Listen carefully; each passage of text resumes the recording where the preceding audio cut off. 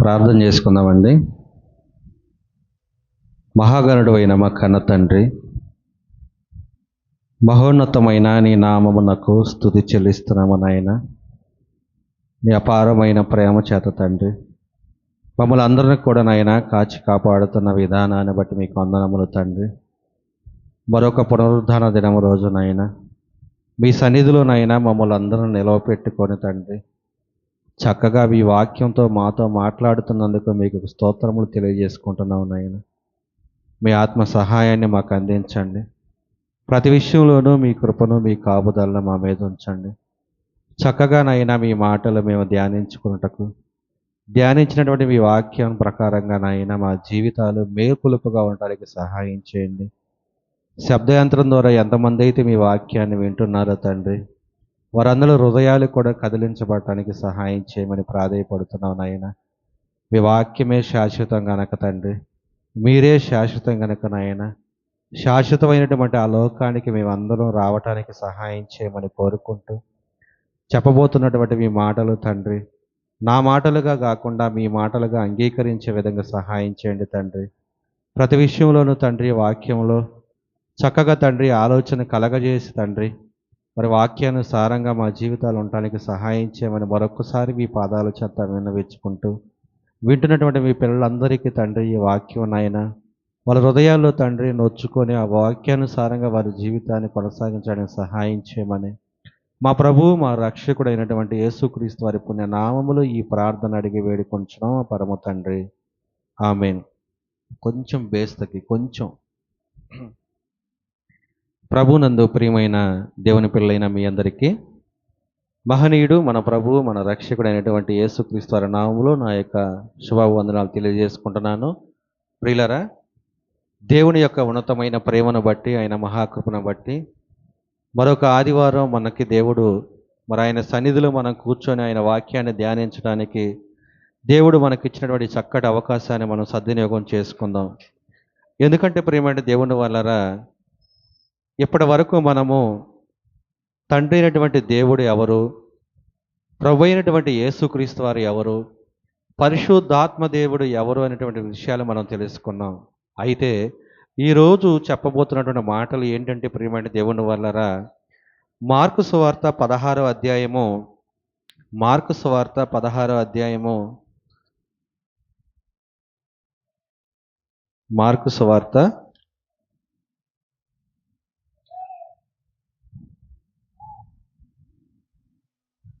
16వ అధ్యాయము 14 నుంచి 20 వచనాల్లో మనము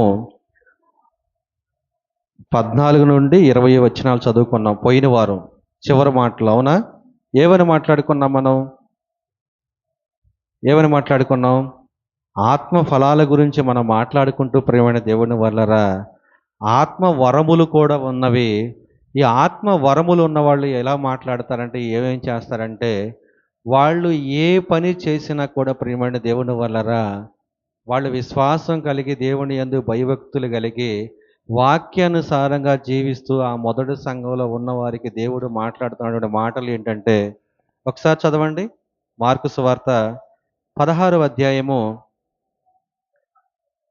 పిమ్మట 11 మంది శిష్యులు భోజనముకు కూర్చున్నప్పుడు ఆయన వారికి ప్రత్యక్షమై తాను లేచిన తరువాత తను చూచిన వారి మాట నమ్మనందున వారి అపనమ్మక నిమిత్తమును హృదయ కాఠిన్యము నిమిత్తమును వారిని గద్దించెను.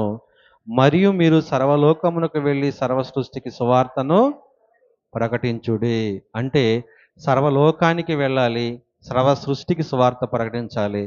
సర్వలోకానికి వెళ్ళి సర్వ సృష్టికి సువార్త ప్రకటించడం అంటే దేవుడు తన హస్తకృత్యాలతో కలగజేసినటువంటి యొక్క సృష్టికి మనం సువార్త ప్రకటించాలా? అవునా? అలాగేనా?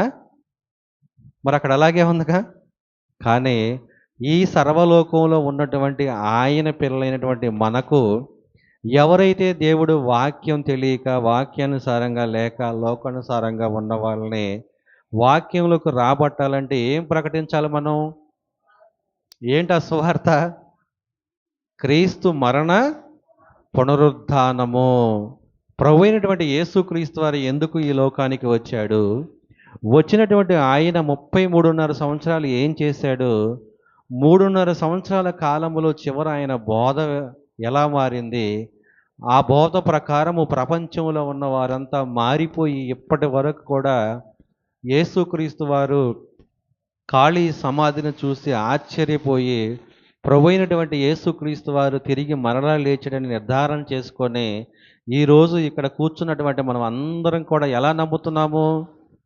క్రీస్తు మరణ పునరుద్ధానాన్ని మనం నమ్మే, ఆయన తిరిగి లేచాడని నమ్మే మనం రక్షణలోకి వచ్చాం. ప్రియమైన దేవుని వాళ్ళరా, వచ్చినటువంటి మనల్ని ఏమంటున్నాడు తెలుసా? అంటే ఆ రోజు సంఘంలో ఉన్న శిష్యులు 11 మందిని పిలిచి మాట్లాడుతున్నటువంటి మాటలు అనమాట అవి. ఆ మాట్లాడుతూ వారి హృదయ కాఠిన్యాన్ని బట్టి ఏమంటున్నాడు తెలుసా? చూడండి, నమ్మి బాప్తీసం పొందినవాడు రక్షింపబడును, నమ్మని వానికి శిక్ష విధింపబడును, నమ్మిన వారి వలన ఈ సూచక క్రియలు కనబడును. అవేవనగా, అంటే నమ్మిన వారి వలన ఏదో సూచక్రియలు కనపడతాయంట. ఆ సూచక్రియలు ఏంటి అని చక్కగా మనకు వివరిస్తున్నారు చూడండి. అవేవనగా, నా నామమున దెయ్యములను వెళ్ళగొట్టుదురు, క్రొత్త భాషలు మాటలాడుదురు, పాములను ఎత్తి పట్టుకుందురు, మరణకరమైనదేది త్రాగినను అది వారికి హాని చేయదు, రోగుల మీద చేతులుంచినప్పుడు వారు స్వస్థత నొందుదురని వారితో చెప్పెను. అంటే ఎవరైతే దేవుడు వాక్యాన్ని నమ్మి బాప్తిసం పొందుకున్న వారు ఎవరైతే ఉన్నారో వారి వలన ఈ సూచక్రియలు జరుగుతాయని చెప్పాడా లేదా? మరి ఇప్పుడు సమాజంలో జరుగుతున్నటువంటి సూచక్రియలు ఏవైతే ఉన్నాయో, ఎంతోమంది దైవ సేవకులు చాలామంది టీవీలో మనకి చూపిస్తున్నారు దృశ్య రూపంలో. అంటే టచ్ అంటే పడిపోవటం కానీ, ఎవరో ఏదో అనారోగ్యంలో వల్ల వాళ్ళు ఆ సభకు వచ్చినప్పుడు దైవ సేవకుడు స్టేజీ మీద ఉండి మొదటి అక్షరాన్ని చెప్పటం కానీ, కొంతమంది అయితే వాళ్ళ జేబులో ఉన్నటువంటి ఏటీఎం కార్డు చివరి అక్షరాలు చెప్పటం కానీ, ఇలాంటివన్నీ జరుగుతూ ఉన్నాయి, మనం చూస్తూ ఉన్నాం. అయితే ఈ చూస్తూ ఉన్నప్పుడు ఆల్రెడీ సంఘంలో ఉన్నటువంటి మనమైతే మనం ఏం చేస్తున్నాం తెలుసా? దేవుణ్ణి నమ్మాం కాబట్టి దేవుడి వలన ఆ కార్యక్రమాలు జరుగుతున్నాయి ఏమో అని మనం ఏం చేస్తున్నాము? మనం కూడా ఆశ్చర్యాన్ని వ్యక్తపరిచి ఒక గ్రుడ్డిగా వాక్యాన్ని మనం పరిశోధించకుండా మనం ఏం చేస్తున్నాం తెలుసా? అవును, అలా జరిగి ఉండిద్దేమో, అలా జరగొచ్చేమో, నిజంగా అలా వాళ్ళు ప్రవక్తలు కాబట్టి ప్రవచనాలు ప్రవచిస్తారేమో అని అందరూ మనం ఏం చేస్తున్నాం? నమ్ముతున్నాం. ప్రియమైన దేవుని వాళ్ళరా, ఇలాంటి పరిస్థితుల్లోనే వాక్యం మనకి ఏం చెప్తుంది? వరములు ఉన్నాయా, వరము ఉన్నదా అనేటువంటి విషయాలను మనం ఈరోజు పరిశోధించుకుందాం. ఎందుకంటే పరిశుద్ధాత్మ వరములు ఉన్నవి, పరిశుద్ధాత్మ దేవుడు వరము ఉన్నది.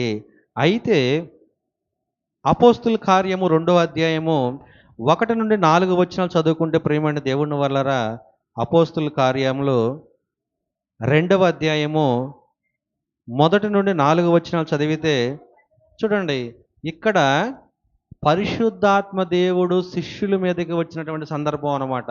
మొట్టమొదటగా యేసుక్రీస్తు వారు చెప్పాడు కదా, మనం పోయిన వారం మాట్లాడుకున్నాం ఏమని? నేను ఇక్కడ నుండి వెళ్ళటం మీకు మంచిది, నేను వెళితేనే కానీ మీకు ఆదరణకర్త రాడు, నేను తండ్రి యొద్దకు వెళ్ళి ఆదరణకర్త రావాలని తండ్రిని నేను వేడుకొని మీ కొరకు ఇక్కడికి పంపిస్తాను, ఆయన వచ్చిన తర్వాత మిమ్మల్ని సర్వసత్యంలోకి నడిపిస్తాడు. చెప్పవలసిన సంగతులు అనేకమైనవి ఉన్నవి కానీ చెప్పటానికి ఈ భూలోకమైనను సరిపోదు, కాబట్టి అంత సమయం కూడా లేదు. కాబట్టి దేవుడు నాకు అప్పగించినటువంటి పనిని నేను పూర్తి చేసి నా యొక్క ఆత్మను నేను దేవుడికి అప్పగించుకున్నాను, తిరిగి నన్ను సజీవుడిగా లేపాడు. కాబట్టి మీరందరూ కూడా సజీవులుగా మరలా లెగవాలంటే, నరకమని రెండో మరణాన్ని తప్పించుకోవాలంటే పరిశుద్ధాత్మ దేవుడు అనే ఆయన ఈ లోకానికి వచ్చి మిమ్ములను సర్వసత్యంలోకి నడిపిస్తే తప్ప మీరు నరకమని రెండో మరణాన్ని తప్పించుకోలేరు.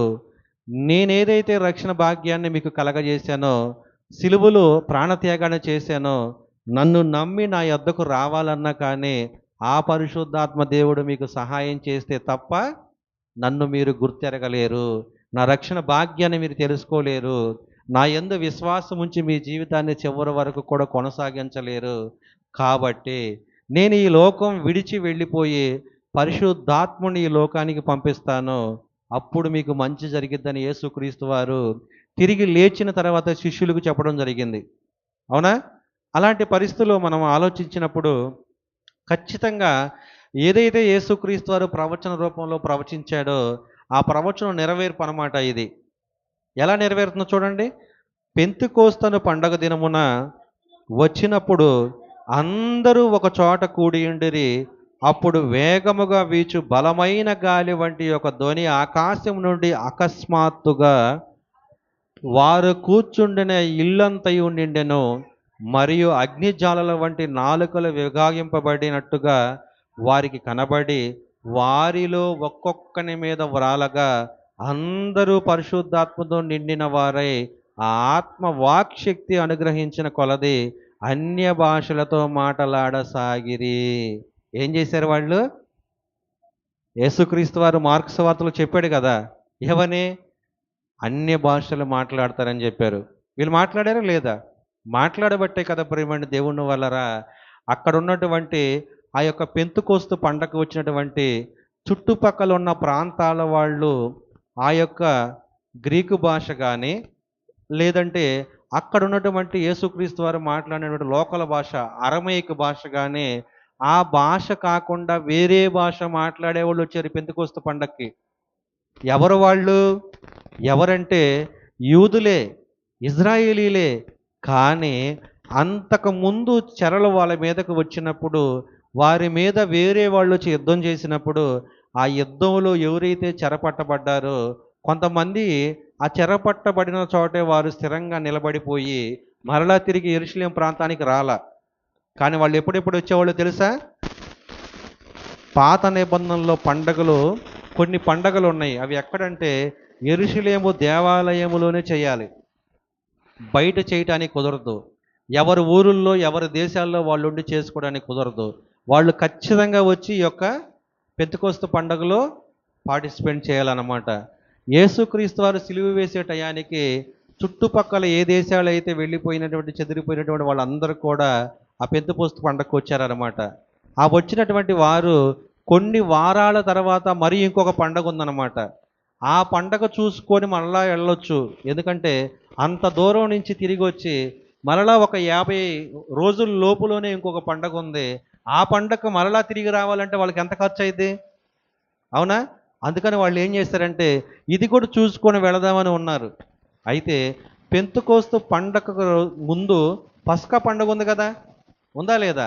పస్కా పండగకు వచ్చినటువంటి వాళ్ళు పెంతెకోస్తు పండగ కూడా చూసుకొని వెళ్తారనమాట.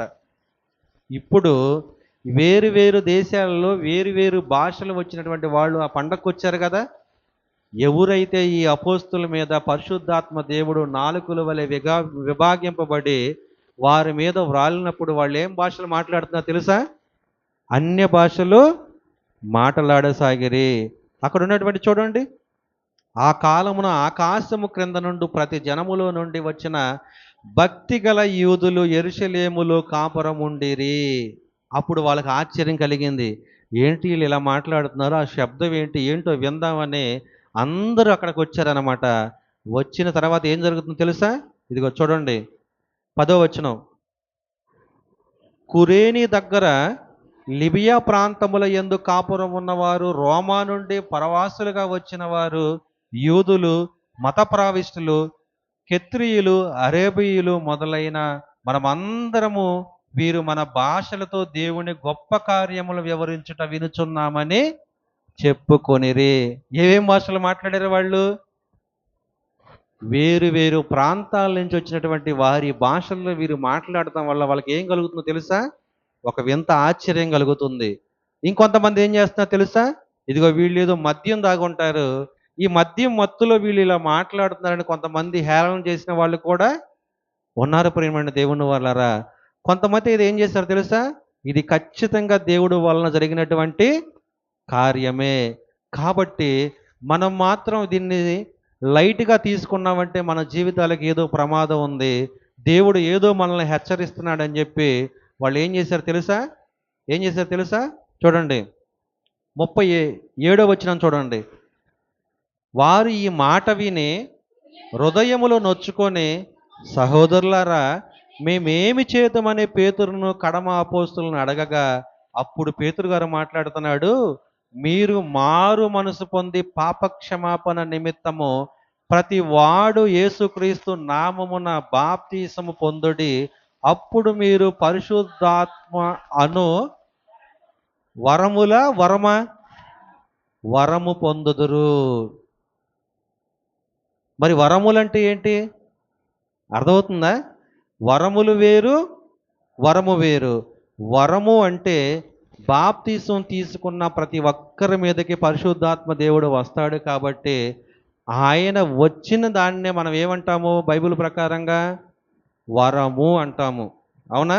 అంటే పరిశుద్ధాత్మ దేవుడు మనలో ఉండి మనల్ని ఎలా నడిపించాలి, మన తప్పుల్ని ఎలా ఒప్పించాలి, మరలా మనం తప్పులోకి వెళ్లకుండా మనల్ని ఎలా సరిచేయాలనే దేవుడు తన వాక్యం ద్వారా మనల్ని హెచ్చరిస్తూ ఉంటాడనమాట. మనల్ని గద్దిస్తూ ఉంటాడనమాట. ఆ గద్దించినప్పుడు ఆ వాక్యానికి మనకు లోబడ్డామనుకోండి, ఆ వాక్యానికి లోబడి మన జీవితాలను మార్చుకుంటే మనం ఎక్కడికి వెళ్తాం? పరలోకానికి వెళతాం. అంతే కదా? దేవుడు తన ప్రవక్త అంటే తన పరిశుద్ధాత్మ దేవునికి ఈ లోకానికి పంపించి మన హృదయంలో ఉంచిన తర్వాత కూడా దేవుడు గద్దింపు మనకు వస్తున్నప్పటికీ మనం మారని పరిస్థితిలో ఉన్నాం అనుకోండి, మనం అందరం పరలోకం వెళతానికి అవకాశం ఉంటుందా? ఉండదు ప్రియమైన దేవుని వల్లరా. అందుకనే దేవుడు వాక్యం ద్వారా ఎవరికైనా గద్దింపు వచ్చిందనుకోండి, అది చిన్న పిల్లవాడి దగ్గర నుంచి పెద్ద దైవ సేవకుడు దగ్గర వరకు ఎవరి ద్వారా అయినా దేవుడు తన గద్దింపుని తన మాట ద్వారా తెలియపరుస్తాడు. తెలియపరిచినప్పుడు మనం ఏం చేయాలో తెలుసా? చిన్న పిల్లోడే కదా అని చెప్పి మనము లైట్ తీసుకోకూడదు ప్రియమైన దేవుని వల్లరా. ఆ మాట రేపు తీర్పు దినం రోజున లెక్కకొచ్చిద్ది అనమాట. అర్థమవుతుందా? పలానా పలానా పిల్లవాడితో నేను మాట్లాడించాను కదా, మాట్లాడించినప్పుడు నువ్వు దాన్ని మనసుకు గుర్తిరిగి పిల్లవాడే కదా నువ్వు లైట్ తీసుకున్నావు కదా, ఎందుకు నువ్వు మారలేదని చెప్పి దేవుడు మనల్ని ప్రశ్న అడిగాడు అనుకోండి, ఆ ప్రశ్నకు మనం ఏమైనా సమాధానం చెప్పగలుగుతామా? చెప్పలేం. ఆ చిన్న పిల్లవాడు ఆ మాటే మనకేమవుతుంది?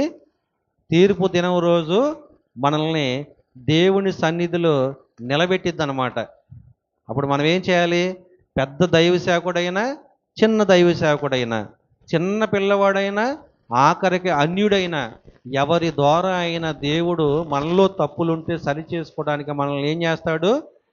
హెచ్చరిస్తాడనమాట, గద్దిస్తాడనమాట, తలంపుల రూపంలో తీసుకొస్తాడనమాట. ఈ తీసుకువచ్చిన దానినే బాప్తీసం ద్వారా మనం పొందుకున్న దానినే మనం ఏమంటాం బైబిల్ ప్రకారంగా? వరము అంటాం. అవునా? అయితే ప్రియమైన దేవుని వల్లరా చూడండి, అపోస్తుల కార్యాలు 2వ అధ్యాయం 38వ వచనం మనం చూసుకున్నాంగా. ఏంటది? ఈ బాప్తీసం ద్వారా మనకి దేవుడు పరిశుద్ధాత్మ వరము ఎలా వచ్చిందో చూసాం కదా. ఇది అపోస్తుల కార్యములు 10వ అధ్యాయము 44వ వచనం చూడండి. ఎందుకంటే రేపు ఇదే వాక్యం మీరు ఎప్పుడైనా చదివారనుకోండి, చదివినప్పుడు మీకు వెంటనే డౌట్ వచ్చింది అనమాట. ఆ డౌట్ అనేది ఎందుకు వచ్చింది అనేది నేను చూపిస్తున్నాను ఇప్పుడు మీకు. అపోస్తుల కార్యములు 10వ అధ్యాయము 44వ వచనం చదవండి. పేతురు ఈ మాటలు ఇంకా చెప్పుచుండగా అతని బోధ విన్న వారందరి మీదకు పరిశుద్ధాత్మ దిగెను. సున్నతి పొందని వారిలో పేతురుతో కూడా వచ్చిన విశ్వాసులందరూ పరిశుద్ధాత్మ వరము అన్యజనుల మీద సహితము కుమ్మరింపబడ్డ చూచి విభ్రాంతి నొందిరి. ఏలయనగా వారు భాషలతో మాట్లాడుచు దేవుని గనపరచుచుండగా వినిరి. అందుకు పేతురు, మనవలే పరిశుద్ధాత్మను పొందిన వీరు బాప్తిస్మము పొందకుండా ఎవడైనా నీళ్లకు ఆటంకము కలగజేయడని చెప్పి యేసుక్రీస్తు నామమందు వారికి బాప్తిస్మం పొందవలనని ఆజ్ఞాపించెను. అంటే ఇందాక మనం ఏమనుకున్నాం? బాప్తిస్మం తీసుకున్న తర్వాత పరిశుద్ధాత్మ అనే వరమును మనం పొందుకుంటామని మాట్లాడుకున్నాం. అవునా కాదా? కానీ ఇక్కడేం జరిగిందో తెలుసా? వాళ్ళు బాప్తిస్మం తీసుకోకుండానే పరిశుద్ధాత్మ దేవుడు వాళ్ళ మీదకి దిగేడు ప్రియమైన దేవుని వల్లరా. అంటే ఇక్కడ ఏం అర్థం కావాలి మీకు? రెండు రకాలుగా మనకు అర్థమవుతుంది కదా. అర్థమైనప్పుడు ఈ లేఖనాన్ని ఎప్పుడైనా మనం చదివామనుకోండి, మనకి ఏమైనా డౌట్ వచ్చిద్దా రాదా? ఆలోచించే వారికి అయితే ఖచ్చితంగా డౌట్ వచ్చింది, కానీ ఆలోచన లేకుండా చదివే వారికి డౌట్ వచ్చిద్దా? రాదు కదా. అందుకనే ప్రియమైన దేవుని వాళ్ళరా, దేవుడు వాక్యాన్ని చదివేటప్పుడు మనం ప్రతిదీ కూడా ఆలోచించాలి. అందుకని యేసుక్రీస్తు వారు ఏమన్నా తెలుసా? ధర్మశాస్త్రం అంతయు నెరవేరంత వరకు పొల్లైనను సున్నాయినను తీసివేయటానికి లేదు అని దేవుడు మాట్లాడాడు. అంటే ఒక పొల్లుకే ఒక సున్నాకే అంత వాల్యూ ఉంటే అసలు ఇక్కడ లేఖనం అంతా కూడా తారుమారుగా ఉందా లేదా? అక్కడేమో బాప్తిజం తీసుకున్న వారి మీదకే పరిశుద్ధాత్ముడు వస్తాడని ఉంది. ఇక్కడ బాప్తిజం తీసుకోక ముందే పరిశుద్ధాత్మ దేవుడు వాళ్ళ మీదకు దిగాడు, అన్య భాషలు వాళ్ళు మాట్లాడారు. అంటే ఇక్కడ అర్థం చేసుకోవాల్సింది ఏంటో తెలుసా? వాళ్ళు ఎవరు అనుకుంటున్నారు? మనలాంటి అన్యులు అన్నమాట. అంటే మొదటి సంఘములో ఏదైతే మొదటి సంఘం ఉందో, మొదటి సంఘములో శిష్యుల మీదకి దేవుడు తన ఆత్మను పంపాడు కదా, పరిశుద్ధాత్మ దేవుడిని పంపాడు కదా. పంపిన తర్వాత వాళ్ళు ఏం చేస్తున్నారు? సువార్త ప్రకటిస్తున్నారు. ఈ సువార్త ఎవరికి ప్రకటించాలి? వాళ్ళ లెక్కల ప్రకారంగా యూదులు వాళ్ళ మతానికి సంబంధించి ఇతరులతో వాళ్ళు సాంగత్యము చెయ్యరు, ఇతరులతో సాంగత్యం చేయరు. వాళ్ళు యూదులు అయితేనే వారిలో కలుపుకొని ఈ దేవుడు వాక్యాన్ని వాళ్ళకు ప్రకటిస్తారు. అంటే ఈ వాక్యాన్ని ప్రకటించక మునుపు ఏం జరుగుతుందో తెలుసా? పాత నిబంధనలో ఉన్నటువంటి యూదులు ఎవరైతే ఉన్నారో వాళ్ళందరూ కూడా ఒక మతంగా ఏర్పడి దేవుడు మాకు మాత్రమే సొంతం, మిగిలిన వారు అందరూ కూడా మాకంటే తక్కువ అనే ఒక ఆలోచన వాళ్ళలో ఉంది. ఎప్పుడు? పాత నిబంధనలో. ఇజ్రాయేలీలు, యూదులు అనేవారు ఇదిగో మేమే గొప్ప అనేటువంటి పరిస్థితికి వాళ్ళు వెళ్ళిపోయారు అన్నమాట. అదే ఆలోచన వాళ్ళ మైండ్లో ఉంది కదా. ఎప్పుడైతే యేసుక్రీస్తు వారు మరణ పునరుద్ధానం అయ్యాడో, ఆయన ఆరోహణం అయ్యాడో, సర్వ సృష్టికి వెళ్ళి సువార్త ప్రకటించమన్నారు, వాళ్ళు అప్పటికి కూడా సర్వ సృష్టికి సువార్త ప్రకటించడానికి వెళ్ళల. ఆ యూదుల్లో ఉన్న వారికి మాత్రమే వాళ్ళు సువార్త ప్రకటిస్తున్నారు. అయితే ఒకరోజు ఏం జరిగిందో తెలుసా? ఒకరోజు ఆయనకు ఒక కళ వచ్చిందనమాట. ఎవరికి? పేతురు గారికి కళ వచ్చింది. చతుష్పాద జంతువులను చంపుకొని తినమని కళ వచ్చింది. అయితే పాత నిబంధన ప్రకారంగా ఆ జంతువును చంపుకొని తినకూడదు అనమాట. పేతురు గారు ఏమంటున్నాడు తెలుసా? అయ్యా, అది హేయమైంది కదా, నేను తినను అని చెప్పి ఆ కళలో దేవుడితోనే మాట్లాడుతున్నాడు. కానీ దేవుడు ఏమంటున్నాడు తెలుసా? నేను తినమని చెప్తున్నాను కదా, నీకేంటి ప్రాబ్లం, నువ్వు తినంటున్నాడు. ఇది ఏమై ఉంటుందో అని చెప్పి ఆయన కలవరపడేటువంటి పరిస్థితుల్లో ఈలోపు ఒక ఆయన ఏం చేశాడు తెలుసా? ఆయన ఎవరు? ఇదే చూడండి, ఇక్కడే. ఏది మనం ఏం చదువుకున్న 10వ అధ్యాయము. అననీయ అనేటువంటి ఒక ఆయన దమస్కులో ఉన్నాడు. దేవుడు వాక్యం అట్లా ఆయన ఆసక్తి కలిగి భయభక్తులు కలిగి ఉండేటువంటి ఆయన అన్నమాట. ఆయన ఎవరు అనుకుంటున్నారు? యూదులు కాదు.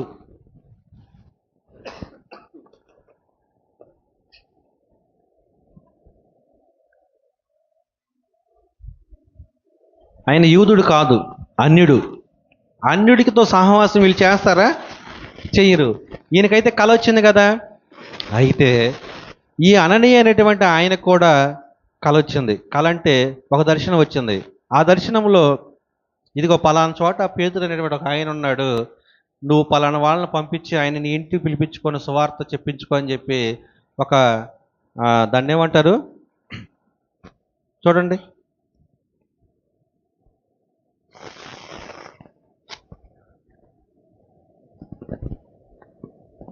10:44లో పైన ఉంది కదా.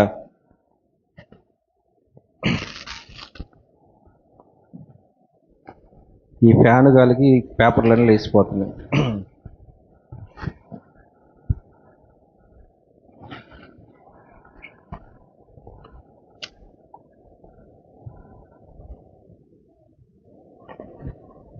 అపోస్తల కార్యాలు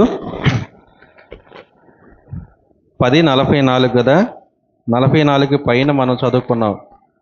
అననీయటువంటి ఒక ఆయన మనం చెప్పాను కదా. సారీ, 10:44 కాదు, 9:10 వచనం.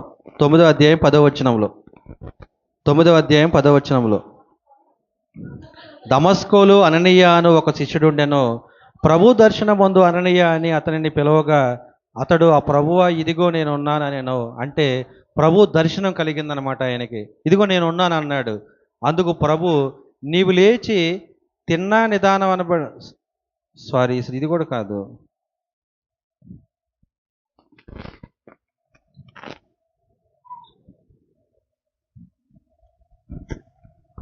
సారీ అండి, 10వ అధ్యాయము 22వ వచనం, సారీ, 10వ అధ్యాయం 22వ వచనం. కొర్నేలి చూడండి, అందుకు వారు నీతిమంతుడును, చూడండి 10వ అధ్యాయము 22వ వచనం చదువుతున్నాను. అందుకు వారు నీతిమంతుడును దేవునికి భయపడువాడును యోధా జనులందరి వలన మంచి పేరు పొందిన వాడనైన శతాధిపతియగు కొర్నేలు అని ఒక మనుషుడున్నాడు. అతడు నిన్ను తన ఇంటికి పిలవనిప్పించి నీవు చెప్పు మాటలు వినవలనని పరిశుద్ధ దూత వలన బోధింపబడినని చెప్పిరి. అప్పుడు అతడు వారిని లోపలికి పిలిచి ఆతిథ్యం ఇచ్చెను. అంటే ఈ అననీయ అయినటువంటి ఆయన అన్యుడు కాబట్టి అన్యుడికి కూడా దర్శనం కలిగిందనమాట. ఆయన ఏం చేశాడు, ఒక ముగ్గురిని పంపించాడు. ఎక్కడికి? పేతురు గారు ఉన్నటువంటి ప్రదేశానికి. ఆ ముగ్గురిని పంపించినప్పుడు ప్రియమైన దేవుని వాళ్ళరా, పేతురు గారి ఇంటికి, పేతురు గారు ఉన్నటువంటి ఆ ప్రాంతానికి ఆ ముగ్గురు వెళ్ళారు. ఆ ముగ్గురు వెళ్ళిన తర్వాత ఏం జరిగిందంటే, ఆ ముగ్గురు వెళ్ళి ఆయన ఎక్కడున్నారో కనుగొని ఆయన యొద్దకు వెళ్ళారనమాట. వెళ్ళినప్పుడు ఏం జరిగిందో తెలుసా? పేతురు గారికి ఏదైతే కల వచ్చిందో చతుష్పాద జంతువులను తినమని ఆ కళను చూసిన తర్వాత ఆయన అభ్యంతరాన్ని వ్యక్తపరిచాడు కదా, అవునా కాదా? అంటే నేను తినను అని చెప్పి దేవుడితో మాట్లాడాడు కదా. ఈ తినను అని చెప్పి దేవుడితో మాట్లాడినప్పుడు, ఆయన దేవుడే తినమన్నప్పుడు ఇది ఏమై ఉంటుందో అని ఆయన ఆశ్చర్యంగా వ్యక్తపరిచేటువంటి పరిస్థితుల్లో దేవుడు చెప్పినట్టుగా ఒక ముగ్గురు మనుషులు నీ కొరకు కింద వెయిట్ చేస్తున్నారు పేతురు, నువ్వు పైనుంచి కిందకి వెళ్ళి వారిని లోపల చేర్చుకోమన్నప్పుడు ఆయన వెళ్ళిన తర్వాత అక్కడ ముగ్గురు మనుషులు ఉండడం జరిగిందనమాట. ఈ ముగ్గురు మనుషులు ఎవరైతే శతాధిపతి అయినటువంటి కొర్నేలు ఉన్నాడో, ఈ కొర్నేలు ఒక అన్యుడు గనక ఆయన పంపించాడు అనమాట ముగ్గురు మనుషుల్ని ఈ దైవజీవుడిని పిలిపించుకొని రమ్మని. ఇక్కడ పేతురు గారు ఉన్నటువంటి సంగతి ఆయనకి ఎలా తెలిసిందంటే, ఆయనకి దర్శనం ముందు దేవుడు ఆయనతో మాట్లాడాడు. ఎవరితో? కొర్నేలితో. ఈ కొర్నేలు అనేటువంటి ఆయన ఎవరంటే దేవుని యందు భయభక్తులు కలిగి ఉండేటువంటి ఆయన. ఓకేనా?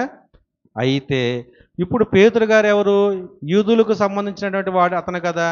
అయితే ఈ యూదులకు సంబంధించినటువంటి వీళ్ళు ఏం చేస్తారంటే అన్ని జనులతో సాంగత్యము పెట్టుకోరనమాట. ఎప్పుడైతే దర్శనం వచ్చిందో కింద ముగ్గురు మనుషులు ఉన్నారో వాళ్ళని చూసిన తర్వాత అప్పుడు పేతురు గారికి అర్థమైంది, ఏమండి, దేవుడు పక్షపాతాన్ని చూపించట్లేదు, అందరికీ సమానంగా ఆయన కుమారుడైనటువంటి యేసుక్రీస్తు వారు ఇచ్చేటువంటి రక్షణ భాగ్యాన్ని పొందుకోవాలనే ఇదిగో ఈ కొర్నేలి ఇంటికి కూడా వెళ్ళి స్వార్థ ప్రకటించమని ఆ కళలో చతుష్పాద జంతువులను తినమని చెప్పినటువంటి భావం ఇదే అని నమ్మి అప్పుడు ఏం చేశాడంటే ఆయన ఆ ప్రాంతానికి వెళ్ళాడు. ఆ ప్రాంతానికి వెళ్ళి వాళ్ళకి సువార్త ప్రకటించేటప్పటికీ ఆ సువార్త ప్రకటించేటప్పుడే వాళ్ళు వాక్యం విని ఆసక్తిగా ఆ వాక్యాన్ని హృదయంలో అంగీకరించుకున్నారు కదా. క్రీస్తు మరణ పునరుద్ధరణాన్ని పేతురు గారు ప్రకటించాడు కదా. అంగీకరించినటువంటి వెంటనే బాప్తీసం తీసుకోకుండానే వాళ్ళ మీదకి ఏమొచ్చింది? పరిశుద్ధాత్మ అనే వరము వచ్చింది అనమాట. అప్పుడు ప్రియమైన దేవుని వల్లరా, ఎవరైతే ఇంకొంతమంది యూదులు కానీ ఇంకొంతమంది వేరే వాళ్ళు ఎవరైతే ఉన్నారో దేవుడు వాక్యాన్ని విని రక్షణలోకి వచ్చిన వాళ్ళు వచ్చి పేతురు గారిని అడుగుతున్నారు, ఏమని? వాళ్ళతో నీవు సాంగత్యం చేయకూడదు కదా, మనం ఎవరమే? యూదులమే. యూదులు అయినటువంటి నీవు అన్ని జనుడితో సాంగత్యం చేసి వాళ్ళ ఇంటికి వెళ్ళి నువ్వు దేవుడిని ఎందుకు ప్రకటిస్తున్నావు అని క్వశ్చన్ మార్క్ వేశారనమాట. వాళ్ళు నిలదీశారనమాట. అప్పుడు పేతురు గారు మాట్లాడుతున్నాడు, ఏమన్నా తెలుసా? ఇదిగో వాళ్ళు అన్ని భాషలు మాట్లాడుతున్నారా, చూసావా లేదా మీరు? చూసాము. అవునా? మరి అన్ని భాషలు మాట్లాడి వాళ్ళ మీద పరిశుద్ధాత్మ అనే వరం వచ్చినప్పుడు దేవుడే వాళ్ళకి బాప్తీసం ఇవ్వమని కళ్ళలో నాకు చెప్తే నీ కళ్ళ ముందే వాళ్ళు అన్ని భాషలతో మాట్లాడుతుంటే నీవు వాళ్ళకి బాప్తీసం ఇవ్వద్దు, వాళ్ళతో సాంగత్యం పెట్టుకోవద్దు, వాళ్ళతో మాట్లాడొద్దు అని నన్ను ఎందుకు నువ్వు ఆటంకపరుస్తున్నావు అని మాట్లాడేటువంటి సందర్భం అన్నమాట ఇది. అప్పుడు ఏం చేశారంటే ఇక ఎవ్వరు కూడా ఏమి మాట్లాడటానికి అవకాశం లేక, ఎప్పుడైతే పరిశుద్ధాత్మ దేవుడు వాళ్ళ మీదకి దిగొచ్చిందో వాళ్ళు అన్ని భాషలు మాట్లాడడం ప్రవచించారో, పక్కనున్నటువంటి యూదులు కూడా ఏమి మాట్లాడలేక, అర్థమవుతుందా? దేవుడు చేసినటువంటి అద్భుతమైనటువంటి కార్యాన్ని, దేవుడు పక్షపాతి కాదని, అవునా? ఒకవేళ బాప్తీసం తీసుకున్నంత వరకు వాళ్ళ మీదకు పరిశుద్ధాత్మ రాలేదనుకోండి, వీళ్ళు వచ్చిన వాళ్ళందరూ కూడా ఏం చేస్తారు తెలుసా? పేతురు గారిని నిలదీసి అవసరమైతే రాళ్లతో కొట్టి చంపేటువంటి పరిస్థితి అనమాట. అర్థమవుతుంది నేనేది? అంటే రాళ్లతో కొట్టి చంపేటువంటి పరిస్థితుల్లో ఆ ప్రమాదం అనేది పేతురు గారి మీదకు రాకుండా దేవుడు ఏం చేశాడు? బాప్తీసం తీసుకోకుండా ముందే పరిశుద్ధాత్మ దేవుణ్ణి వాళ్ళలోకి దించాడు అనమాట. అర్థమవుతున్నప్పుడు అలాగే ఇదే సందర్భం మళ్ళీ ఇప్పటి వరకు ఎక్కడ కూడా జరగలేదు ప్రియమైన దేవుని వాళ్ళరా. ఒకవేళ మనం ముందు పరిశుద్ధాత్మ వచ్చింది, తర్వాత మనకి బాప్తీసం తీసుకోవచ్చు అనేటువంటి ఆలోచనలో మనం మాత్రం ఉండకూడదు. ఎందుకంటే వాక్య ప్రకారంగా ఎవరైతే నమ్మి బాప్తీసం పొందుతారో వారి మీదకి పరిశుద్ధాత్మ అనే వరమాన్ని పొందుకుంటారు.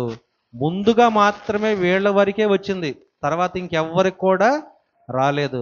అక్కడ రావటానికి వచ్చినటువంటి విషయం ఏంటంటే, వాళ్ళు అన్యజనులు కాబట్టి, పేతురు గారిని వీళ్ళు ఊరుకోరు కాబట్టి, వాళ్ళు వచ్చే లోపల బాప్తీసం తీసుకోవడం జరగదు కాబట్టి, దేవుడే దాంట్లో ఇన్వాల్వ్ అయ్యి ముందుగానే పరిశుద్ధాత్మ అనే వరమును వాళ్ళు పొందుకునేటట్లు చేశాడు. తర్వాత యేసుక్రీస్తు వారి నామములో బాప్తీసాన్ని పొందుకున్నారు అందరూ. ఇప్పుడు అర్థమవుతుందా? అంటే అన్ని జనులు అనేటువంటి మనల్ని కూడా దేవుడు ఈరోజు ఇక్కడ మన సంఘంలో నిలబెట్టాడంటే, అన్యులంటే ఎవరు? దేవుడు వాక్యాన్ని ఎవరైతే తెలియదో, రక్షణలోకి రాలేదో వాళ్ళందరూ కూడా అన్యులే. మరి మనం ఒకప్పుడు అన్యులుగా ఉన్నటువంటి మనము దేవుడు వాక్యాన్ని విని రక్షణ భాగ్యం వచ్చామా లేదా? అందుకని దేవుడికి పక్షపాతం లేదు ప్రియమైన దేవుని వల్లరా.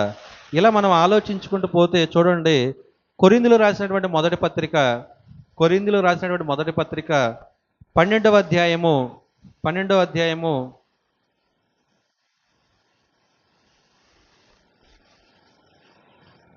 1 నుంచి మనం చదువుకుందాం. మరియు సహోదరులారా, ఆత్మ సంబంధమైన వరములను గూర్చి మీకు తెలియకునుట నాకు ఇష్టము లేదు. ఇక్కడికి వచ్చేసరికి ఏమవుతుంది? వరములను అంటే ఇందాక మనం మాట్లాడుకున్నాము బాప్తీసం ద్వారా వరము వచ్చిందని, అది కాదు ఇది. ఇదేంటది? వరములు అన్నమాట. ఇప్పుడు మాట్లాడండి. మీరు అన్ని జనులై ఉన్నప్పుడు మోగ విగ్రహములను ఆరాధించుటకు ఎటు పడినా అటు నడిపింపబడితరని మీకు తెలియను. ఇందుచేత దేవుని ఆత్మ వలన మాట్లాడు వాడెవడును యేసు శాపగ్రస్తుడని చెప్పడనియు, పరిశుద్ధాత్మ వలన తప్ప ఎవడునో యేసు ప్రభు అని చెప్పడనియు నేను మీకు తెలియజేయుచున్నాను. అంటే ఎవరైతే మ్రాను మీద వేలాడబడి సిలువలో చనిపోతారో వాళ్ళు పాత నిబంధన ప్రకారంగా శాపగ్రస్తుడని అర్థం అన్నమాట. అర్థమవుతుందా? వాళ్ళు ఏమని ఆలోచిస్తున్నారు తెలుసా? ఈ యేసు అనేటువంటి ఆయన సిలువలో తన ప్రాణాన్ని తన కాపాడుకోలేక చనిపోయాడు కదా, అంటే ఈయన శాపగ్రస్తుడు కాబట్టి ఇలా చనిపోయాడు అనేటువంటి ఆలోచన కలిగి ఉన్నారు వాళ్ళు. అప్పుడు అంటున్నాడు, ఇదిగో యేసు శాపగ్రస్తుడని మీరు అనుకుంటున్నారా? కాదు, మనందరి నిమిత్తమే యేసుక్రీస్తు వారు శాపగ్రస్తుడిగా మారి సిలువలో ప్రాణత్యాగం చేయాల్సిన పరిస్థితి కలిగింది. ఆయన శాపగ్రస్తుడని ఆయన సిలువలో శాపగ్రస్తుడని సిలువలో సిలువేయలేదు వాళ్ళు. కేవలం సిలువేయబడటానికి కారణం ఏంటి? మనం చేసినటువంటి తప్పిదముల వల్ల మనము శాపగ్రస్తులై ఉండగా మన శాపాలన్నిటిని తీసివేసి ఆయన మనకు రక్షణ భాగ్యాన్ని కల్పించడానికి ఒక్కడే సిలువలో ప్రాణత్యాగాన్ని చేయడానికి తనంతట తానే మరణానికి అప్పగించుకున్నాడు ప్రియమైన దేవుని వల్లరా.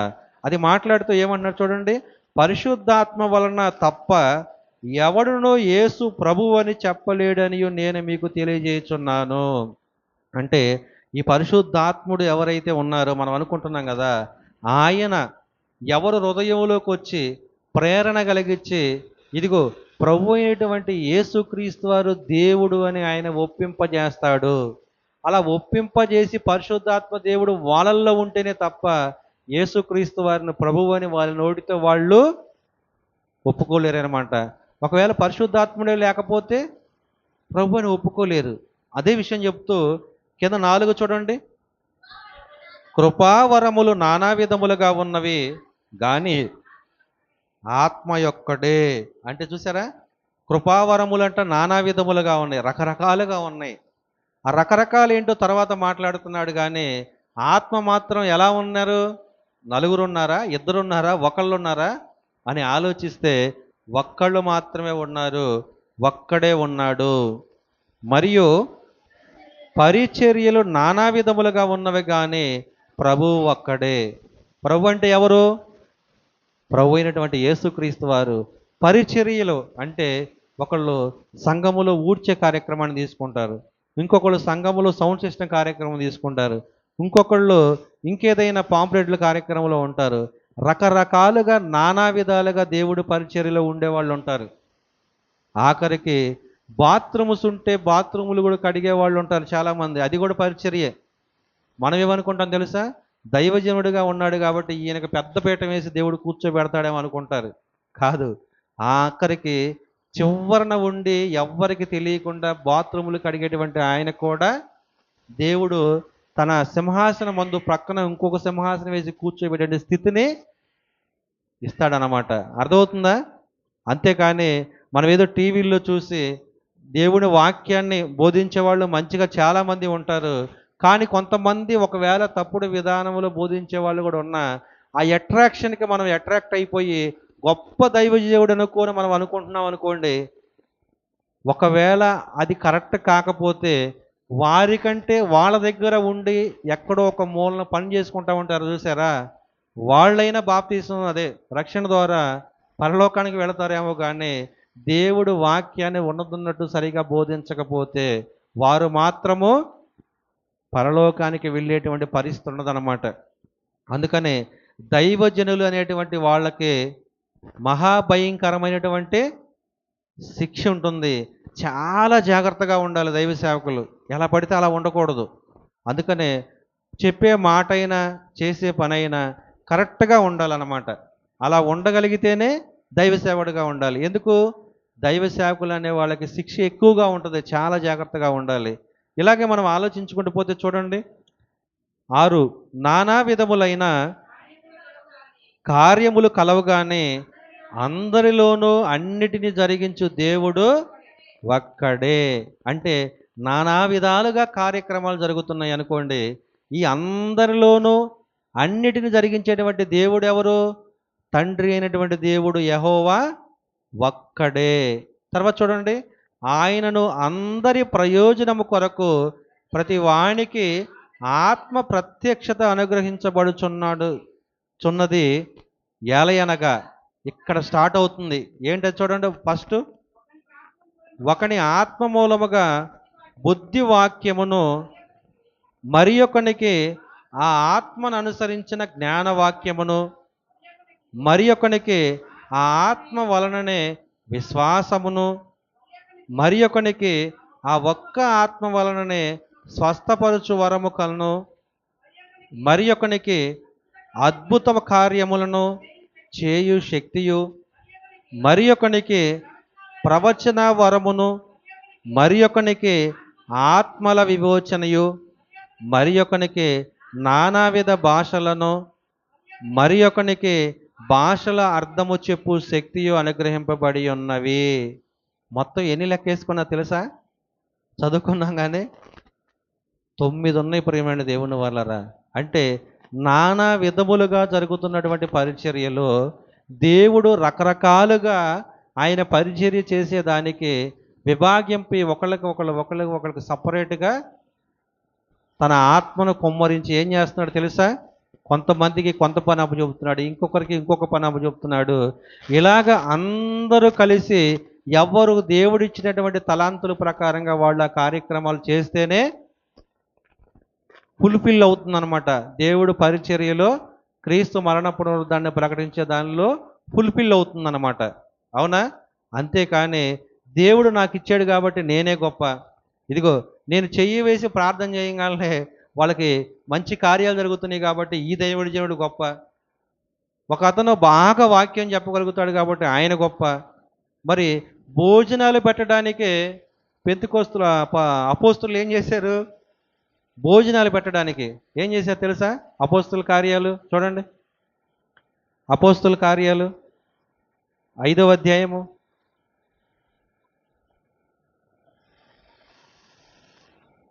6వ అధ్యాయం 1వ వచనం చూడండి. ఆ దినములలో శిష్యుల సంఖ్య విస్తరించుచున్నప్పుడు అనుదిన పరిచర్యలో తమలోని విధవరాండ్రను చిన్న చూపు చూచితని హెబ్రీయుల మీద గ్రీకు భాష మాట్లాడే యూదులు సనిగిరి. అంటే ఇది సంఘంలో కూడా ఎక్కువ తక్కువగా, చిన్నవాళ్ళు పెద్దవాళ్ళుగా, కులాలు కూడా విభజించుకొని మేమే గొప్ప అనేటువంటి వాళ్ళు ఈరోజు మనం చూస్తున్నామా లేదా? అసలు ఇది అప్పుడే మొదలైంది. ఎప్పుడు? యేసుక్రీస్తు వారు చనిపోయిన తర్వాత శిష్యులు విస్తరించేటప్పుడు అప్పుడే సంఘంలో గలిబిలి మొదలైందనమాట. అనుదిన పరిచర్యలో తమలోని విధవరాండ్రలను చిన్న చూపు చూచిరని హెబ్రీయుల మీద గ్రీకు భాష మాట్లాడే యూదులు సనగసాగిరి. అంటే ఏంటో తెలుసా? ఈరోజు బాగా ఇంగ్లీష్ ఎవరికి వచ్చిద్దో ఆ రోజు గ్రీకు భాష వచ్చేటువంటి వాళ్ళని అంత గొప్పగా చూసేవాళ్ళు అనమాట. ఈరోజు ఇంగ్లీష్ బాగా ఫ్లూయెంట్గా మాట్లాడుతున్నారు అనుకోండి, మనం ఏం చూస్తాం? వాళ్ళని గౌరవిస్తాము. అరే వీళ్ళు భలే మాట్లాడుతున్నారని మనం అనుకుంటాం. అవునా కాదా? ఆ ఇంగ్లీష్ బాగా మాట్లాడేవాళ్ళు ఉండి తెలుగు మాట్లాడేవాళ్ళు తక్కువ చూపు చూశారనుకోండి, మనకేమనిపించింది? అరే ఇది మాది మాతృభాషరా, ఇది మా తెలుగు భాష అని మనం అంటామా లేదా? అంటావా లేదా? అలాగే ఆ రోజు హెబ్రీయుల మీద గ్రీకు భాష మాట్లాడేవాళ్ళు ఏం చేశారు తెలుసా? ఏం చేశారు? సనగసాగిరంట. అప్పుడు ఏం జరుగుతుంది తెలుసా? అప్పుడు 12 అపోస్తులు తమ యొద్దకు శిష్యుల సమూహమును పిలిచి, మేము దేవుని వాక్యము బోధించుట మాని ఆహారం పంచిపచ్చుట యుక్తము కాదు, కాబట్టి సహోదరులారా. ఏం జరుగుతుంది అక్కడ? భోజనాలు పంచిపెట్టే కాడ తగాద వచ్చిందంట. ఈరోజు లేదా? ఎక్కడైనా మీటింగ్స్ జరుగుతున్నాయి అనుకోండి, భోజనాలు పెట్టామనుకోండి, ఎవరికైనా పొరపాటున ఒక మొక్క తక్కువ పడింది అనుకోండి, అదిగో మీ వాడైన వాడికి ఎక్కువ వేశారా, నాకు తక్కువ వేశారా అని చెప్పి అడుగుతారా లేదా? అడుగుతారా లేదా? మరి ఇంటి దగ్గర మనం ప్రతి వారము, ప్రతిరోజు 2 రోజులకోసారి 3 రోజులకోసారి మనం మాంసం తెచ్చుకుంటున్నాం లేదా? అయితే మరి ఇక్కడికి వచ్చేసరికి ఒక మొక్క తక్కువైతే ఏంటంట? ఉందా లేదా సంఘాల్లో? అలా ఉండకూడదు ప్రియమైన దేవుని వాళ్ళరా. ఇక్కడికి వచ్చిన వాళ్ళు కూడా అదే పరిస్థితి అనమాట. అప్పుడు అంటున్నారు, అయ్యా మేము వాక్యం బోధించడానికి వచ్చాం కానీ మీకు భోజనాలు పంచిపెట్టడానికి మేము రాలా. అయితే తగాద మీకు అక్కడే కదా ప్రారంభమైంది. ఇప్పుడు మీరేం చేస్తారంటే చూడండి, ఆత్మతోనూ జ్ఞానముతోనూ నిండుకొని మంచి పేరు పొందిన 7 మనుషులను మీలో ఏర్పరచుకొనుడి, మేము వారిని ఈ పనికి నియమింతుము. అసలు భోజనాలు పంచిపెట్టడానికి ఏ క్వాలిఫికేషన్ కావాలంట? ఆత్మతోనూ నిండుకోవాలి, జ్ఞానంతోనూ నిండుకోవాలి. ఏంటది? ఇది వాక్య పరిచర్య చేయటానిక?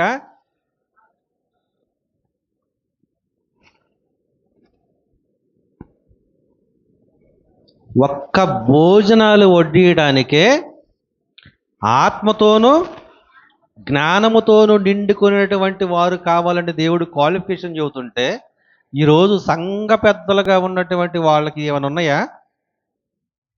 బయటకు వచ్చినప్పుడు వాళ్ళ జీవితంలో వాళ్ళ ఇష్టానుసారంగా వారు అన్ని చేసుకుంటా సంఘములో సంఘ పెద్దలుగా ఉంటున్నారంటే, సంఘ పెద్దలుగా ఉండటానికి ఇంకెంత క్వాలిఫికేషన్ కావాలి? అవునా కాదా? భోజనాలు పెట్టడానికే జ్ఞానం కావాలంట, మరలా ఆత్మతోనూ నిండుకొని ఉండాలంట.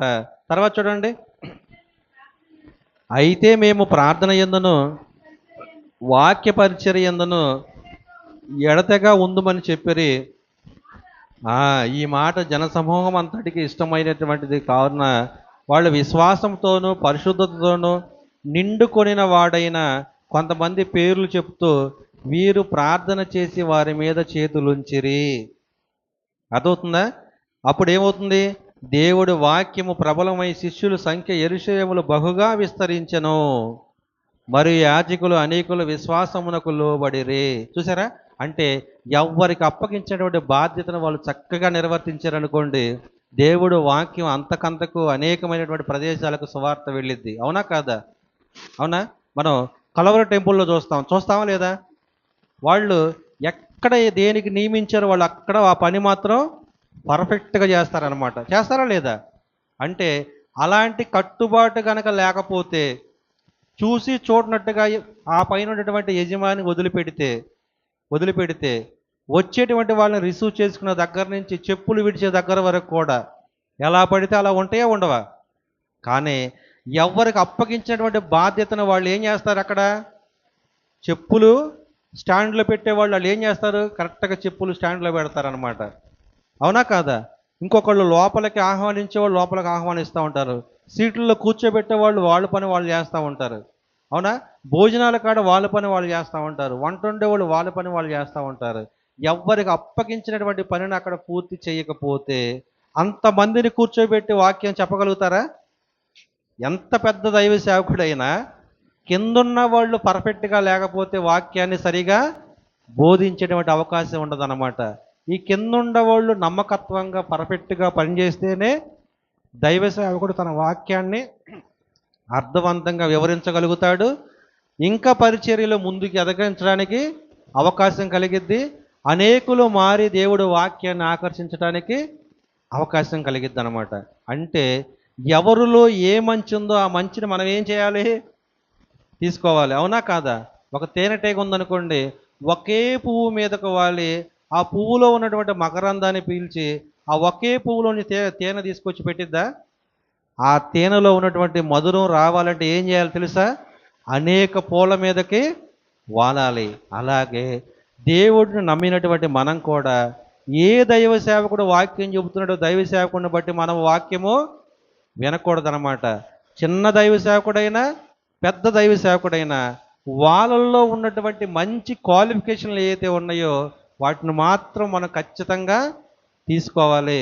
ఆ దేవుడు వాక్యం అనే మకరందాన్ని మనం పీల్చాలంటే అందరిలో ఏదైతే మంచి ఉందో మంచిని తీసుకొని చెడుని ఏం చేయాలి? మనం వదిలిపెట్టాలన్నమాట. అవునా కాదా? అవునా కాదా? అలాగే దేవుడు వాక్యాన్ని వింటున్నటువంటి మనం కూడా అలాగే ఫాలో అవ్వాలన్నమాట. ఇలా జరిగినటువంటి పరిస్థితుల్లో మరి ఇందాక మనం ఏం చదువుకుంటున్నాం? కొరింథీయులకు రాసినటువంటి మొదటి పత్రిక 12వ అధ్యాయము 11 దాకా చదివామా?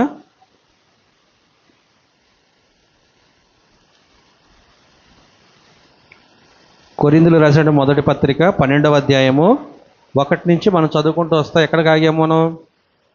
11 అయిపోయినాయి అనమాట. అయినను వీటన్నిటినీ ఆ ఆత్మ ఒక్కడే తన చిత్తము చొప్పున ప్రతి వానికి ప్రత్యేకముగా పంచి ఇచ్చుచు కార్యసిద్ధి కలగజేయుచున్నాడు. అర్థమవుతుందా? అంటే ఆ కార్యసిద్ధిని కలగజేయడానికి ఎలా కలగజేస్తున్నాడు? ఈ 9 ఆత్మవరాలు ఏవైతే ఉన్నాయో వాటన్నిటిని సంఘములో ఉన్నవారు అందరికీ పంచిపెట్టి ఆ సంఘములో బాగా దేవుడు వాక్యాన్ని ప్రబలంగా విస్తరించడానికి వీటిని వాడండి దేవుడు ఆ రోజు ఉన్నటువంటి సంఘంలో వాళ్ళకి చెప్పాడు. ప్రియమైన దేవుని వల్లరా ఆ చెప్పిన తర్వాత వచ్చినటువంటి సమస్యలే ఈ ఆత్మ వరాల్లో ఉన్నటువంటి అనేకమైనటువంటి సమస్యలు అనమాట. రకరకాలైనటువంటి ఇబ్బందులు వచ్చినాయి అన్నమాట. ఆ ఇబ్బందులు ఏంటని మనం ఆలోచిస్తే ఇదే కొరింథీయులకు రాసినటువంటి మొదటి పత్రిక 13వ అధ్యాయము 1 నుండి 13 వచనాలు మనం చదువుకుంటే, మనుషుల భాషలతోనూ దేవదూతల భాషలతోనూ నేను మాట్లాడినను ప్రేమ లేని వాడనైతే మ్రోగెడు కంచును గనగనలాడు తాళమునయుందును. ఏది ప్రాముఖ్యం అంటున్నాడు? మనుషుల భాషతోనూ దేవదోషుల భాషతోనూ ఒకవేళ నేను మాట్లాడాను అనుకోండి, మాట్లాడాను బాగానే ఉంది. మీరు అందరూ నన్ను ఏం చేస్తున్నారంటే, అబ్బా అసలు ఏం భాషలు మాట్లాడుతున్నాడు, పెద్ద దైవ సేవకుడు అని మీరు అందరూ నన్ను పొగుడుతున్నారు అనుకోండి. అయితే నాలో ప్రేమ లేదనుకోండి, అవునా? ప్రేమ లేదనుకోండి, నేను ఎలా ఉంటానంట దేవుడి దృష్టిలో? మ్రోగెడు కంచును గనగనలాడు తాళమునయుందును. అంటే నేను ఎంత పరిచయం చేస్తున్నా కానీ దేవుని దృష్టిలో నేను ఎలాంటి వాడిగా ఉన్నాను?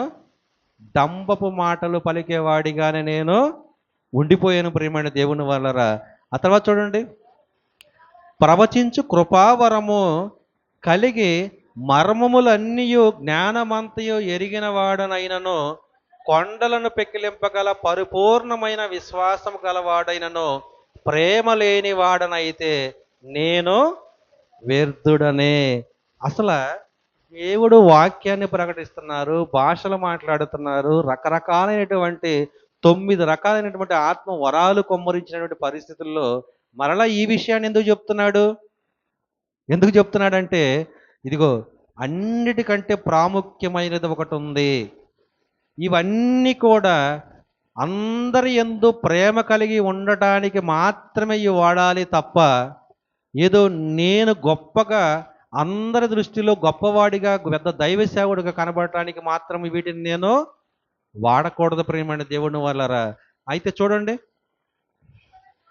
పేదల పోషణ కొరకు నా ఆస్తి అంతయు ఇచ్చినను, కాల్చబడుటకు నా శరీరమును అప్పగించినను ప్రేమ లేని వాడనైతే నాకు ప్రయోజనం ఏమయో లేదు.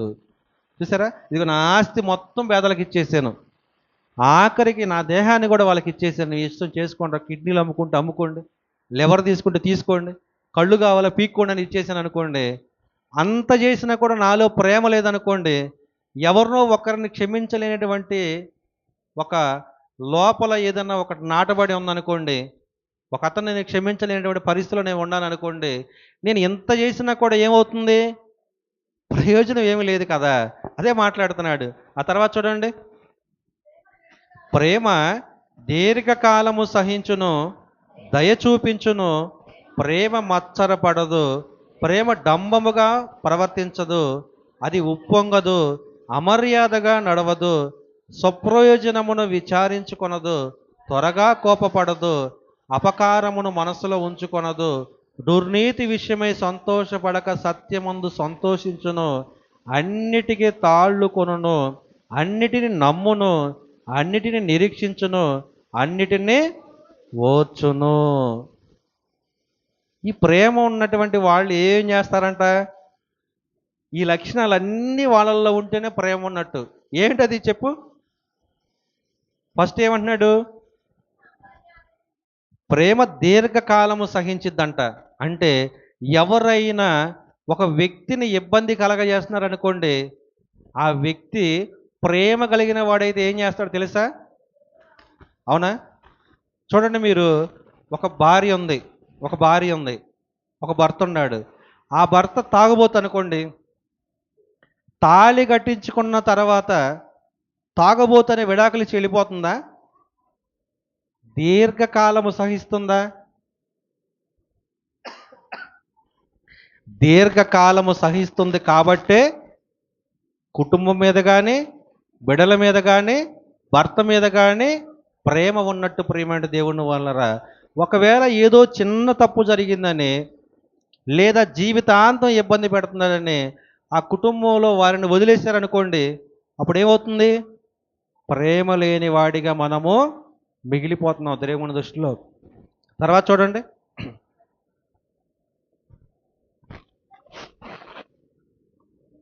ప్రేమ దయ చూపించును,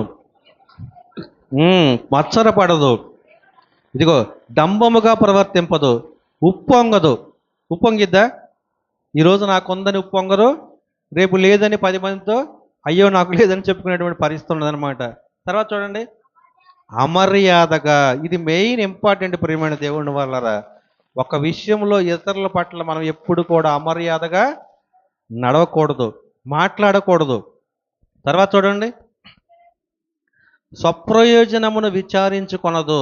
అంటే ఇందుగో నాకు మంచి జరగడం కోసం ఎదుటి వారి మీద ఏదైనా నేను ఎందవేయాలని ఆలోచించదనమాట. తర్వాత త్వరగా కోపపడదు.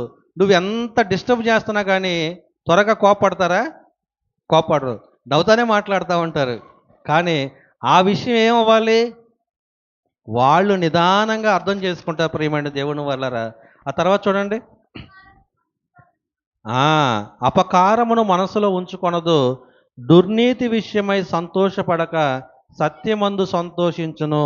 అపకారం అంటే ఎవరి వలనైనా మనకి ఏదైనా ఇబ్బంది కలిగిందనుకోండి, సంవత్సరాలు సంవత్సరాలు కూడా ఆ ఇబ్బంది కలగజేసిన వాళ్ళని మన మనసులో ఉంచుకొని, మనం ఎప్పుడైతే ఏదైనా సందర్భంలో మన పట్ల వారికి ఏదైనా ఇబ్బంది కలిగినప్పుడు వాళ్ళు ఏం చేస్తారు తెలుసా?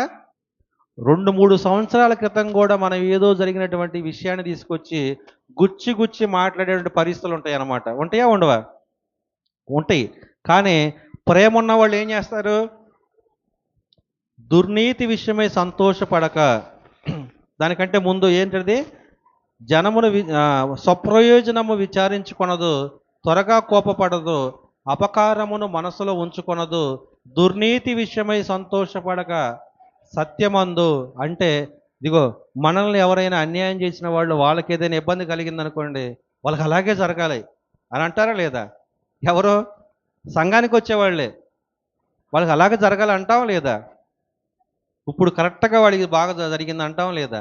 అంటే సంఘానికి వచ్చిన తర్వాత కూడా ఇంక నువ్వు ప్రేమ లేకుండా అవతల వ్యక్తి మీద నీకెప్పుడో వాళ్ళు ఇబ్బంది కలగజేశారని, ఇప్పుడు వాళ్ళకి ఇబ్బంది వచ్చిందని నువ్వు అలాగే జరగాలని అన్నావు అనుకోండి, దేవుడు ఊరుకుంటాడా? అదే ప్రాబ్లం మనకు కూడా తీసుకొచ్చి జీవితంలో కూర్చోబెడతాడు ప్రియమైన దేవుని వల్లరా. ఆ తర్వాత చూడండి, సంతోషపడక సత్యమందు సంతోషించును, అన్నిటిని తాలుకొనును, అన్నిటిని నమ్మును, అన్నిటిని నిరీక్షించను. చూసారా? కుటుంబంలో ఎవరైనా తప్పు చేసినప్పుడు, ఇదిగో ఇదే లాస్ట్కి ఈ రోజుతో, రేపు పొద్దున్న నుంచి నేను ఎలా ఉంటాను నువ్వు చూస్తావుగా అన్నారనుకోండి, నమ్ముతావా లేదా? ప్రభు అయినటువంటి యేసుక్రీస్తు వారు కూడా అలాగే చేశాడు తెలుసా? ఇదిగో ఈరోజు మనం సాయంత్రం పనుకోబోయేటప్పుడు ప్రార్థన చేస్తాం ఏమని? అయ్యా ఈ రోజు నుంచి అసలు నేను ఒక్క అబద్ధం కూడా ఆడనయ్యా, ఒక్క తప్పు కూడా చేయనయ్యా, ఎదుటి వాళ్ళ మీద నేను అబద్ధం ఆడినా మచ్చరపడినా అని చెప్పి ప్రార్థన చేసుకుంటాం. రేపు పొద్దున్నే లేవగానే ఏదో ఒక చోట ఉదయం నుంచి రాత్రి పనుకోబోయేటప్పుడు ఎక్కడో చోట మనం మాట తోలుతామా లేదా? అయితే ఈరోజు చేసిన ప్రార్థన బట్టి దేవుడు మనల్ని నమ్ముతున్నాడా లేదా? నమ్ముతున్నాడా లేదా? అలాగే మనం కూడా మన కుటుంబాల్లో ఉన్న వారి పట్ల మనం ఏం చేయాలి? ఒక నమ్మకాన్ని కలిగి ఉండాలి అంతే. అది దేవుడికి అప్పచెప్పాలి మార్పు పొందాలని. అంతేగాని మన చేతుల్లో ఏమీ ఉండదు. ఎందుకు? మన చేతుల్లో ఉండేదైతే మనం ఏదైనా చేయగలుగుతాం. అవతల వ్యక్తి హృదయం మారితేనే తప్ప వాళ్ళు మార్పు చెందుతారు, కానీ హృదయం మారనంత వరకు వాళ్ళు ఏం చెప్పినా కూడా వినరు. ఆ హృదయం మారాలంటే ఏమవ్వాలి?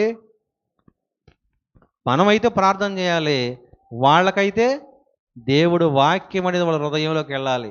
అందుకనే వినుట వలన ఏం కలుగుతుంది? విశ్వాసం కలుగుతుంది. అప్పుడు వాళ్ళు మార్పు చెందేటువంటి అవకాశం కలుగుతుంది అన్నమాట.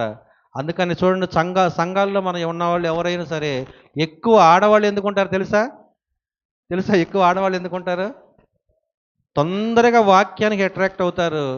ఇంటికి వెళ్ళిన తర్వాత మాత్రం ఈ వాక్య ప్రకారంగా వాళ్ళు ఉండరు కాబట్టి వాళ్ళ భర్తలు ఎప్పటికి కూడా మారరు. ఒకవేళ మన మాట బాగుందనుకోండి, మన చూపు బాగుందనుకోండి, బాగుంటామంటే కుటుంబంలో ఒక భర్త ఏదైనా తప్పు చేస్తున్నప్పుడు మనం ఒక రకంగా చూసామనుకోండి, మన మాట తూలేమనుకోండి, వీళ్ళు దేవుడి పట్ల ఆసక్తి కలిగి వాక్యంలో ఉండాలనే భయం అవతల వ్యక్తి వచ్చిద్దా? రాదు. అదే మనం జాగ్రత్తగా మాట్లాడామనుకోండి, ఒక రోజు కాకపోతే నెల రోజులకైనా వాళ్ళ మనసులో ఏం కలిగిద్ది? ఒక మంచి తలంపు కలిగిద్ది. అరే నేను ఏమన్నా కానీ ఏమనకుండా ఉంటుంది ఏందబ్బా, అసలు ఇది ఎలా వచ్చింది వీళ్ళకని ఆలోచించి, ఏ సంఘానికైతే మీరు వెళ్ళి దేవుడి వాక్యాన్ని మీరు అర్థం చేసుకుంటున్నారో అక్కడికి వెళ్ళటానికి వాళ్ళు ఏం చేస్తారో తెలుసా? ఆ దేవుడు మాటలు వినడానికి వాళ్ళు ప్రయత్నం చేస్తారనమాట. అవునా కాదా? ఇలాంటి పరిస్థితులు చాలా ఉన్నాయి. ఆ తర్వాత చూడండి, ఈ అధ్యాయం చూసుకొని మనం ముగించుకుందాం. అన్నిటినీ ఓర్చును, ప్రేమ శాశ్వత కాలముండును. ఏమైంది? ప్రేమ అనేది శాశ్వత కాలం ఉంటుంది. అంటే ప్రేమ శాశ్వత కాలం ఉందంటే మరి మిగిలినవన్నీ ఏమవుతాయి? ఏమవుతాయి చెప్తున్నారు చూడండి అక్కడ.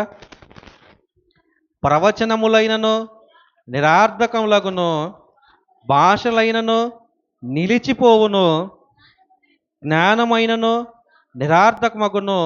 మనము కొంతకాలం మట్టుకు ఎరుగుదుము, కొంతకాలం మట్టుకు ప్రవచించుచున్నాము కానీ పూర్ణమైనది వచ్చినప్పుడు పూర్ణము కానిది నిరర్థకమగును. ఏమర్థమవుతుంది మీకు? ఏదో ఒకటి ఉందంట పూర్ణమైంది. ఆ పూర్ణమైనది వచ్చినప్పుడు ఏమైంది? భాషలు ఏమవుతాయి? నిరర్థకం అవుతాయి, ఆగిపోతాయి అంటున్నాడు కదా. అవునా కాదా? చూడండి, మళ్ళీ చదవండి. ప్రేమ శాశ్వత కాలముండును, ప్రవచనములైన నిరర్థకములగును, భాషలైన నిలిచిపోవును, జ్ఞానమైన నిరర్థమగును. మనము కొంత మటుకు ఎరుగుదము, కొంత మటుకు ప్రవచించుచున్నాము కానీ పూర్ణమైనది వచ్చినప్పుడు పూర్ణమైనది కానిది నిరర్థకమగును. తర్వాత చూడండి, నేను పిల్లవాడునైతేనే ఉన్నప్పుడు పిల్లవాని వలె మాట్లాడితేనే, పిల్లవాని వలె తలంచితేనే, పిల్లవాని వలె యోచించితేనే, ఇప్పుడు పెద్దవాడనై పిల్లవాని శాస్త్రలు మానితిని. ఇప్పుడు అద్దములో చూచునట్టు సూచనగా చూచుచున్నాను, అప్పుడు ముఖిగా చూతుము. ఇప్పుడు కొంత మట్టుకు ఎరిగి ఉన్నాము, అప్పుడు నేను పూర్తిగా ఎరగబడి ప్రకారము పూర్తిగా ఎదుగుదునుగాక. విశ్వాసము, నిరీక్షణ, ప్రేమ, ఈ మూడును నిలుచును. వీటిలో శ్రేష్టమైనది ప్రేమయే. అవునా? పూర్ణమైనది ఏంటి, పూర్ణం కానిది ఏంటి? ఆలోచించారు ఎప్పుడైనా? పూర్ణమైనది వచ్చినప్పుడు నిరర్థకములు అవుతాయి అన్నాడు. పూర్ణము కానిది ఏమైంది?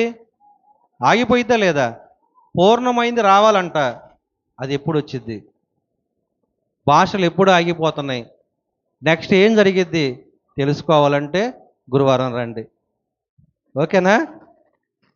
ఓకేనా? పూర్ణమైనది ఏంటిది, పూర్ణం కానిది ఏంటిదో తెలుసుకోవాలి. పూర్ణం అయ్యిందా? అయితే ఏమైద్ది? భాషలు అనేవి ఆగిపోతాయి. పూర్ణం కాలేదా? భాషలు అనేవి నిలిచే ఉంటాయి. అవునా కాదా? అవునా కాదా? ఇప్పుడు పూర్ణం అయ్యిందా, పూర్ణం కాలేదనేది తెలుసుకొని ఆ భాషలు అనేది ఉన్నాయా లేదా కొనసాగుతున్నాయో తెలుసుకోవాలంటే గురువారం రావాల్సిందే, తప్పదిక. ప్రార్థన చేసుకుందాం. ప్రేమగల మా తండ్రి, కృపగల మా ప్రభువ, మీ అపారమైన ప్రేమ చేత నాయన మమ్మల్ని తండ్రి కాచి కాపాడుతున్న విధానాన్ని బట్టి మీకు వందనములు తండ్రి. మీ ఉచితమైన ప్రేమ చేత నాయన, ప్రేమ శాశ్వత కాలమే ఉంటుందని మాకు తెలియపరిచారు నాయన. అట్టి ప్రేమను తండ్రి మేమందరం కలిగి ఉండటానికి సహాయం చేయండి తండ్రి. ఎందుకంటే నాయన మీరు మా మీద తండ్రి ఉచితంగా మీ కృపను అనుగ్రహించారు తండ్రి. పరిశుద్ధాత్మ వరమును మా మీద ఉంచారు.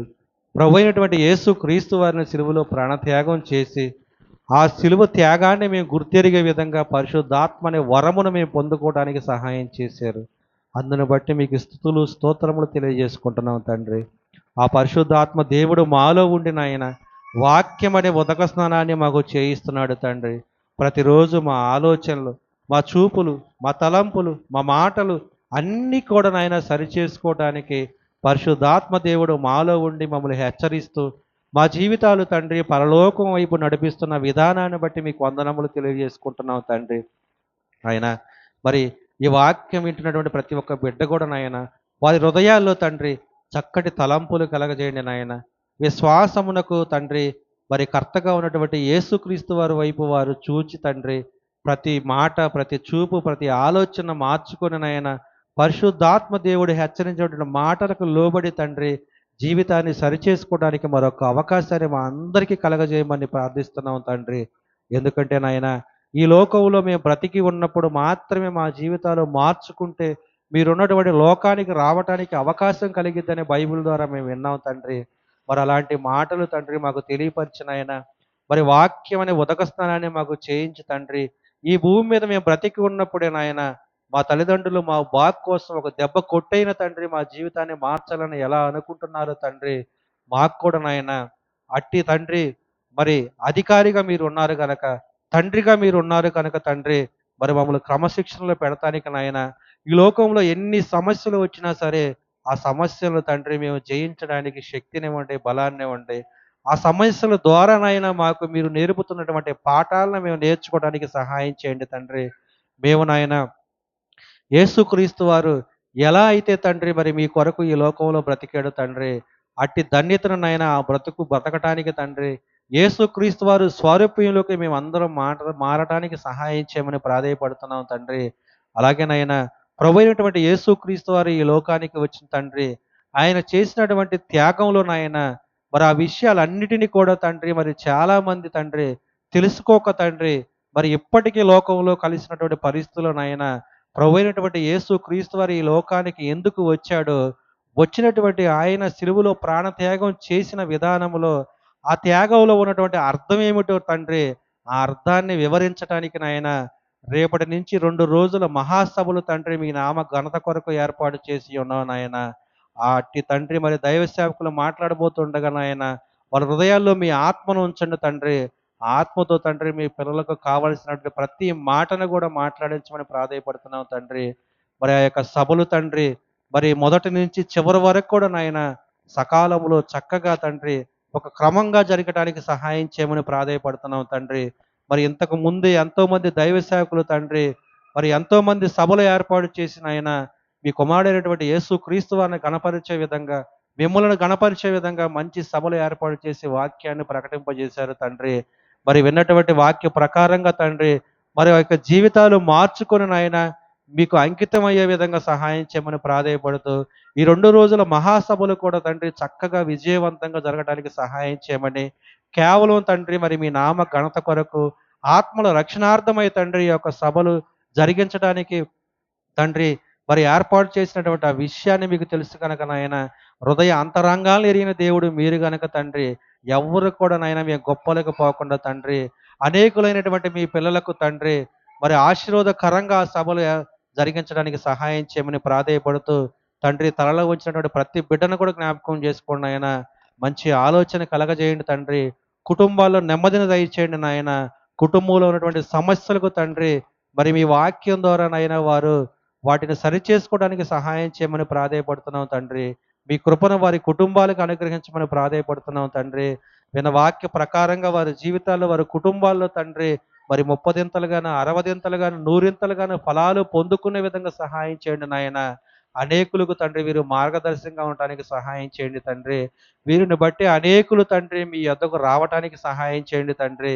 ప్రతి విషయంలోనూ ఈ కుటుంబాలన్నిటి మీద మీ కృపను మీ కాపుదల ఉంచమని ప్రాధేయపడుతూ అనారోగ్యంలో ఉన్నటువంటి పరిస్థితుల్లో ఆరోగ్యంగా మార్చండి తండ్రి. మానసిక పరిస్థితుల్లో ఉన్నటువంటి వారిని తండ్రి మంచి స్థితి కలగజేసి వారికి మంచి ఆరోగ్యాన్ని దయచేయండి నాయన. నెమ్మదిని దయచేయండి తండ్రి. మంచి ఆరోగ్యాన్ని ఆయుష్నిచ్చి తండ్రి అనేకమైనటువంటి మీ మాటలు మాట్లాడుకోవటానికి అనేకమైనటువంటి సభలు ఏర్పాటు చేసి తండ్రి మీ పిల్లలకు మీ వాక్యాన్ని బోధించడానికి తండ్రి మాకు సహాయం చేయమని మా ప్రభువు మా రక్షకుడైన యేసుక్రీస్తు వారి పుణ్య నామములో ఈ ప్రార్థన అడిగి వేడుకొంచున్నాం మా పరమ తండ్రి. ఆమేన్.